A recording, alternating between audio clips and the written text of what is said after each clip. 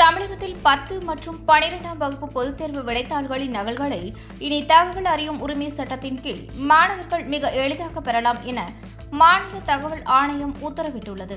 இது தொடர்பான வழக்கு ஒன்றை விசாரித்த மாநில தகவல் ஆணையர் VPR இளம்பருதி இந்த அதிரடி உத்தரவை பிறப்பித்துள்ளார்.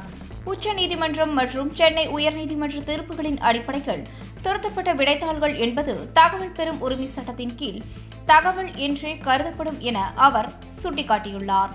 எனவே விடைத்தாள் நகல்களை கேட்டு பெற ஒவ்வொரு மாணவருக்கும் முழு உரிமை உள்ளது. இதன்படி அரசு தேர்வுகள் இயக்ககம் நிர்ணயித்துள்ள வழக்கமான கட்டணத்தையோ அல்லது தகவல் பெறும் உரிமை கட்டண விதிகளின்படி ஒரு பக்கத்திற்கு 2 ரூபாய் என்ற மிக குறைந்த கட்டணத்தையோ செலுத்தி மாணவர்கள் தங்கள் விடைத்தாள் நகல்களை பெற்றுக் கொள்ளலாம். இந்த நடைமுறை குறித்து அனைத்து மாணவர்களுக்கும் பெற்றோர்களுக்கும் எளிதில் அறிந்து கொள்ளும் வகையில் அரசு தேர்வுகள் இயக்ககம் தனது அதிகாரப்பூர்வ இணையதளத்தில் விரிவான அறிவிப்பை வெளியிட வேண்டும் எனவும் தகவல் ஆணையர் உத்தரவிட்டுள்ளார்.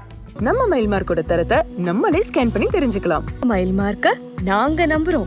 நாங்க நம்புறோம். நாங்க நம்புறோம். நாங்க நம்புறோம். நாங்க நம்புறோம்.